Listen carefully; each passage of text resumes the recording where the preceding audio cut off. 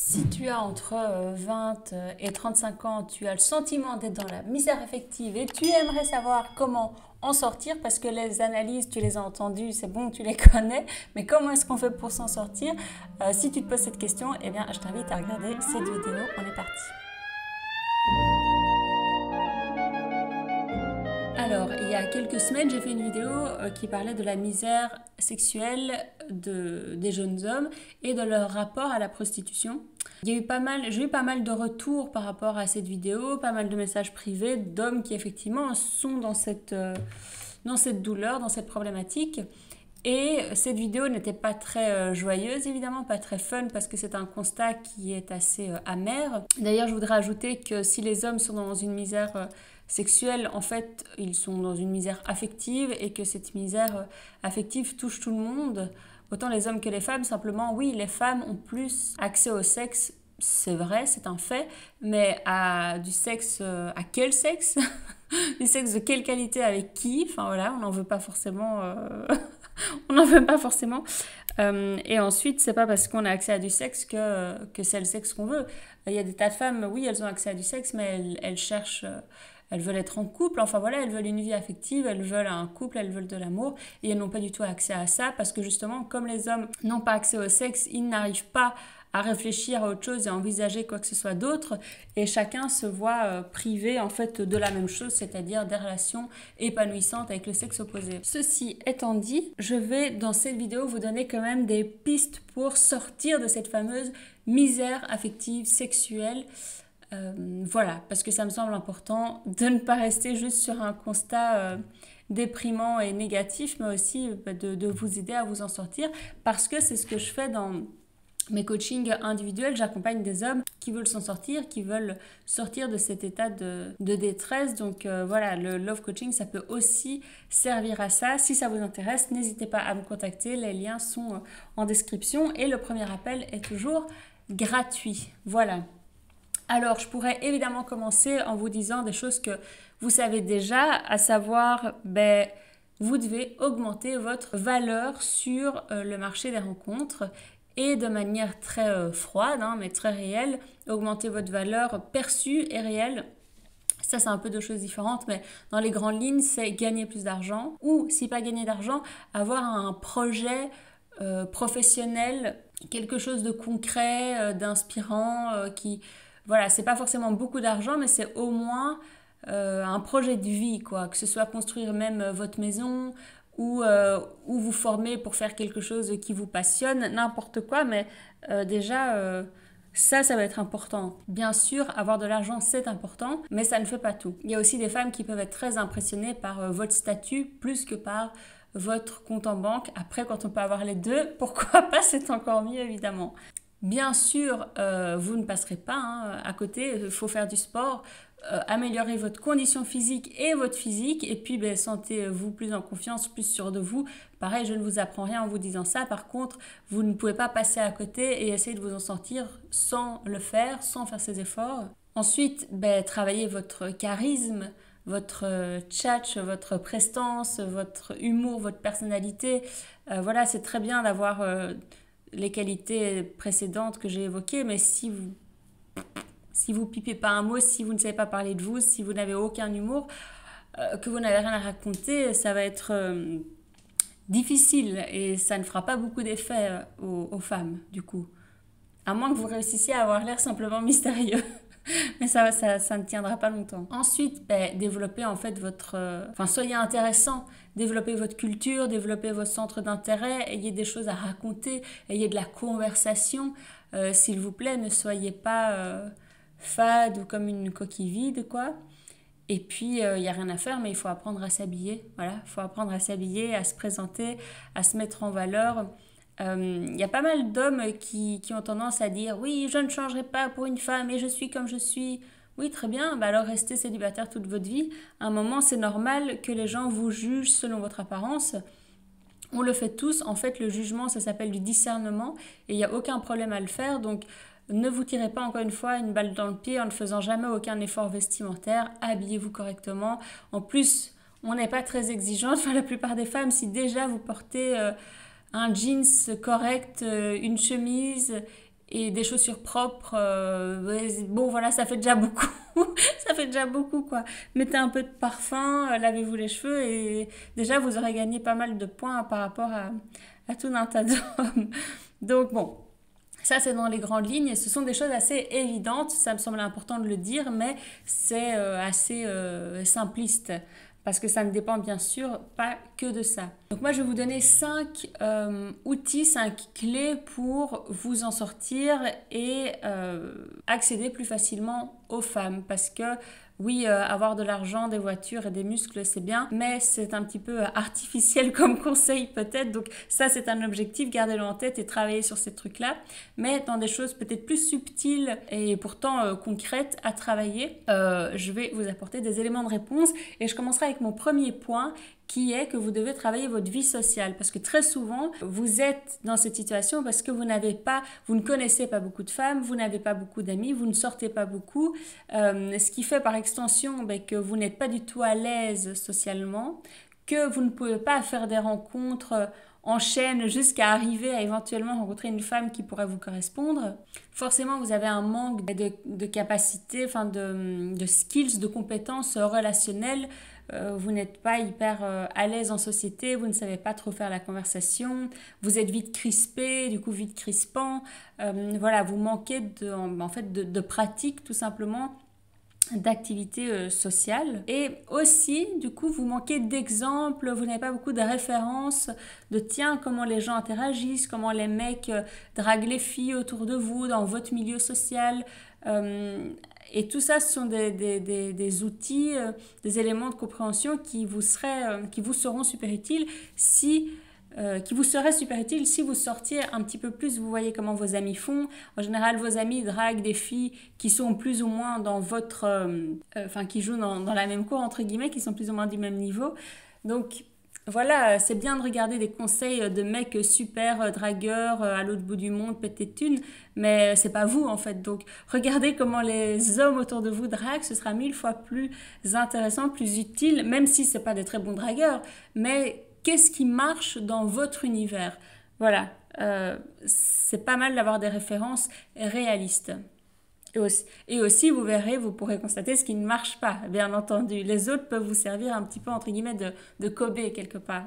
Donc, pour commencer, mon premier point, ce serait de vous dire, augmentez au maximum vos activités, vos interactions sociales. Ça veut dire selon vos centres d'intérêt, mais ça veut dire prenez des cours de sport, des cours de danse, des cours de cuisine, allez assister à des conférences, à des séminaires sur je ne sais quoi qui pourrait vous intéresser, allez dans des musées, des expositions, voilà, tous des événements qui vont vous faire rencontrer des gens parce que plus vous rencontrerez de gens, plus vous augmentez vos chances de faire des rencontres en chaîne comme ça jusqu'à arriver à une femme avec qui ça pourrait matcher.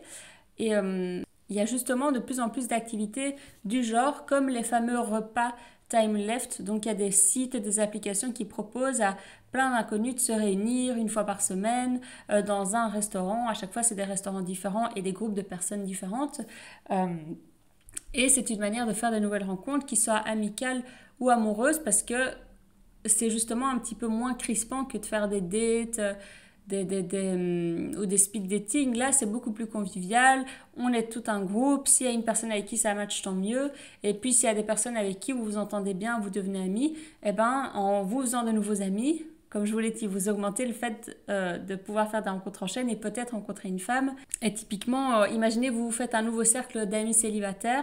Vous vous dites, ce soir, on va faire un repas et tous nos amis célibataires ramènent un +1 et on essaie d'avoir autant d'hommes que de femmes et puis de faire des rencontres. Augmentez vos chances de faire des rencontres en ayant une vie sociale plus mouvementée, plus remplie et en élargissant votre réseau. Et vous voyez, là, c'est pas directement un conseil style « oui, il faut parler comme ça aux femmes et aller dans tels endroits où vous allez trouver des femmes ». Non, c'est un truc beaucoup plus généraliste, mais qui en faisant, c'est une espèce de technique en entonnoir, mais si justement vous n'êtes pas à l'aise avec les femmes, ça sert à rien de directement vous lancer dans des rencontres en face à face, dans du speed dating, alors que vous êtes hyper raide, que vous n'avez pas trop de tchatch, de conversation. Donc familiarisez-vous d'abord avec créez-vous d'abord une vie sociale, familiarisez-vous avec cet exercice de faire de nouvelles rencontres, de vous présenter, de vous mettre dans cette dynamique avant d'essayer de faire des rencontres plus romantiques. Ensuite, deuxième point, il faut que vous fassiez votre éducation sexuelle parce que très souvent les hommes qui sont dans cette situation manquent de connaissances sexuelles tout simplement parce qu'ils n'ont pas eu beaucoup d'expériences sexuelles. Mais vous n'avez pas d'excuse parce que maintenant avec Internet, vous avez accès à une quantité incroyable de contenu, d'informations sur la sexualité. Donc vous ne pouvez plus faire comme si vous ne saviez pas parce que vous n'avez pas eu d'expérience. Évidemment l'expérience c'est mieux, mais la théorie c'est déjà très bien. Donc regardez des vidéos, allez lire des choses. Et moi je vous dis tout ça pour que, déjà pour que vous ayez beaucoup plus confiance en vous, face aux femmes, que vous ne soyez pas là comme si la femme et la sexualité représentaient un énorme point d'interrogation et qu'alors au moment de passer à l'acte, vous soyez totalement chamboulé. Non, anticipez, préparez-vous, lisez des choses, entraînez votre périnée, soyez sûr que vous êtes capable de tenir, que vous n'allez pas être précoce. Vraiment, mettez toutes ces chances de votre côté parce que ça, vous êtes en mesure de le faire et en plus ça va vous rassurer, ça va vous donner un sentiment de maîtrise, de contrôle. Donc vraiment, pas d'excuses pour celui-là. Travaillez votre éducation sexuelle, vos compétences sexuelles, votre technique et votre périnée, bien entendu. J'en profite pour vous rappeler que ma formation d'entraînement du périnée est toujours disponible et c'est en description de la vidéo. Voilà, je reprends mon sujet. Mon troisième point, ça va être que vous n'avez très certainement pas du tout de stratégie de rencontre qui fonctionne. Vous en avez peut-être, mais qui ne fonctionne pas. Parce que très souvent, comme vous avez été justement déçu, que ça n'a pas trop marché, les sites, machin, du coup, vous continuez de le faire, mais vous continuez de le faire mal en étant un petit peu aigri, en vous disant que de toute façon, c'est pas fait pour vous et ça marchera pas. Donc, bon, non seulement vous le faites en rouchonnant, donc vous n'y prenez pas de plaisir, et en plus de ne pas y prendre de plaisir, ça sert à rien.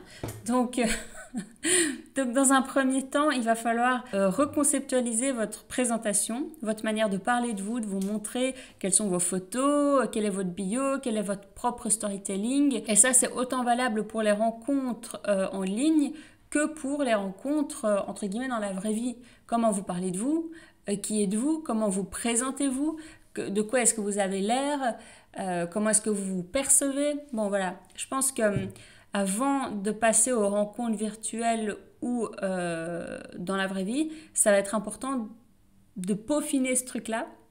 Et puis une fois que votre présentation tient un peu plus la route et que aussi vous en êtes fier, en général, le signe, je trouve que c'est quand on a envie de se montrer, que là, il commence à se passer quelque chose parce que vous n'avez plus la même énergie, plus la même perception de vous-même et surtout, vous avez envie d'y aller. Et ça, c'est hyper important parce que quand on y va en traînant les pieds, en se sentant honteux, en se disant que de toute façon on va se moquer, ça va pas marcher, c'est que vous n'êtes pas prêt ou qu'il y a quelque chose qui va pas. Donc voilà, travaillez votre présentation, ensuite développez de meilleures stratégies de rencontre, que ce soit virtuelles ou réelles. Donc s'il y a des sites qui n'ont jamais fonctionné, peut-être laissez tomber, essayez-en d'autres, essayez aussi d'autres stratégies parce qu'il y a plein de choses, il y a des forums, il y a des gens qui se rencontrent en ligne en jouant à des jeux des gens en ligne, il y en a qui se parlent sur Vinted, enfin franchement tout est possible, donc élargissez un peu votre spectre, votre champ d'action quoi.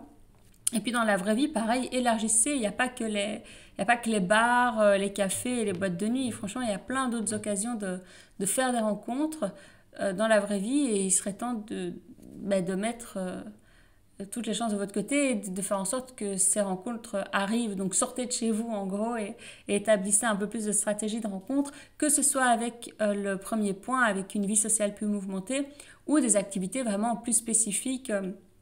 Pour moi, le fait de sortir seul dans des endroits particuliers, enfin typiquement les musées, certains événements culturels où vous allez avoir des intérêts communs et vous allez pouvoir du coup aborder des femmes sans que ce soit mal perçu parce que ce sera déjà un peu de l'entre-soi l'événement où vous serez.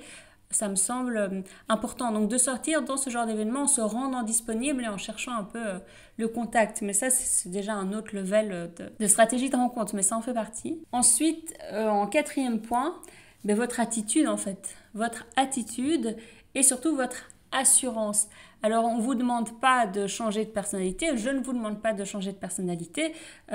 Par contre, je vous demande si vous ne vous sentez pas très sûr de vous, faites semblant. Faites semblant parce que ça va vous servir déjà à vous. Ça va être une manière de un petit peu de vous galvaniser, de vous donner le courage d'aller à un date ou juste de parler à une femme. Vous avez besoin de cette assurance et surtout la femme n'a pas envie de sentir que vous avez peur, que vous ne savez pas ce que vous êtes en train de faire, que vous êtes en train de vous saboter. Donc voilà, plus vous allez vous forcer à avoir de l'assurance, plus elle va finir par arriver et elle va faire du bien à tout le monde. Donc n'ayez pas peur comme ça de déplaire ou de vous faire repousser. Vraiment, ayez peur d'être insipide. C'est le pire que vous puissiez faire ou évoquer à une femme.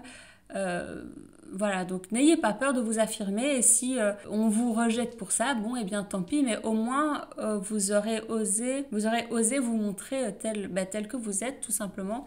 Et puis dans le cadre où il y a déjà une relation qui est engagée, style vous êtes au 2e ou au 3e date, guidez quoi, soyez un petit peu leader du truc, passez pas votre temps à demander oui tu veux aller où, est-ce que ça va, t'as pas trop chaud, t'as pas trop froid, t'as faim, tu veux aller là. Non, à un moment vous dites voilà, rendez-vous tel endroit, je viens te chercher à telle heure, on va faire ça, j'espère que ça va te plaire, mais ne passez pas votre temps à traiter la femme comme une petite chose fragile.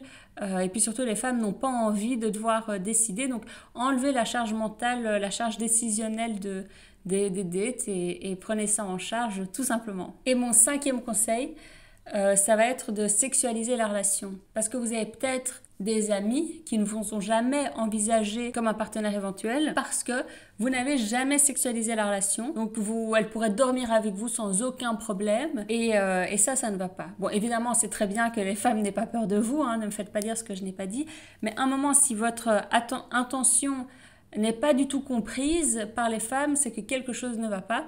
Et donc, c'est à vous de sexualiser, de rappeler que vous êtes un homme, que vous avez du désir, que vous avez une libido, que vous avez un sexe. Voilà, vous n'êtes pas un eunuque, vous êtes un homme, quoi. Et donc, à travers les choses que vous allez dire, les postures que vous allez prendre, votre manière même d'interagir physiquement avec elle, réfléchissez à comment être viril, comment affirmer votre masculinité, qu'elle ne vous prenne pas pour sa meilleure amie, parce qu'alors là, vous allez être totalement désexualisé, il n'y aura aucune tension entre vous et elle, et c'est mort, quoi. Donc cette idée de créer de la tension va être importante. Bien entendu, je vous dis de faire ça toujours dans le respect de l'autre et de ne pas chercher ni à l'humilier. Enfin, n'ayez pas des intentions malveillantes à son égard, mais n'hésitez pas à la piquer, à la taquiner, à la contredire, à la remettre parfois gentiment à sa place. Ne cherchez pas à la brosser dans le sens du poil. C'est absolument pas ce qu'il faut faire. Je ne vous dis pas qu'il ne faut pas être gentil, ne soyez pas, faut pas faire une caricature non plus. Mais voyez, s'il n'y a pas de tension, ça peut pas marcher. Il peut pas y avoir de désir et d'excitation. Donc voilà. Et aussi, soyez mystérieux, ne parlez pas trop, écoutez-la beaucoup. Ça, c'est toujours une bonne technique. Mais vraiment, oui, sexualiser la relation, le date, la communication. Rappelez-vous et rappelez-lui que vous êtes intéressé romantiquement et sexuellement par elle, pas amicalement. Et ce n'est pas du tout mal, c'est très clair, mais c'est important de le rappeler. Voilà, vous n'êtes pas là pour être sa meilleure amie ou son meilleur ami platonique. Non, vous n'êtes pas là pour ça, quoi. Voilà, c'était mes 5 conseils, un petit peu 5 clés pour sortir de cette solitude, misère affective, sexuelle. Bien sûr, vous pouvez avoir d'autres choses qui vous bloquent, qui vous ralentissent, et peut-être que vous avez besoin carrément de parler à quelqu'un ou de faire une thérapie. Moi, je vous rappelle que le love coaching, ça sert à ça aussi. Comme je vous le disais, moi, j'accompagne beaucoup d'hommes et de jeunes hommes qui sont dans cette situation et qui veulent en sortir. Je les accompagne pour qu'ils arrivent à en sortir. Donc, n'hésitez pas à me contacter. Le premier appel est toujours gratuit. Ça vaut la peine de voir si le love coaching ne pourrait pas vous aider. Vous êtes responsable de vous-même, donc offrez-vous ce cadeau que de faire cette démarche pour vous permettre d'accéder à une vie amoureuse, affective et sexuelle qui soit épanouissante pour vous et pour les femmes que vous rencontrerez. Voilà, je pense que je vous ai tout dit pour aujourd'hui. Je vous mets tous les liens en description, la formation du périnée et les prises de rendez-vous avec moi pour votre premier appel gratuit.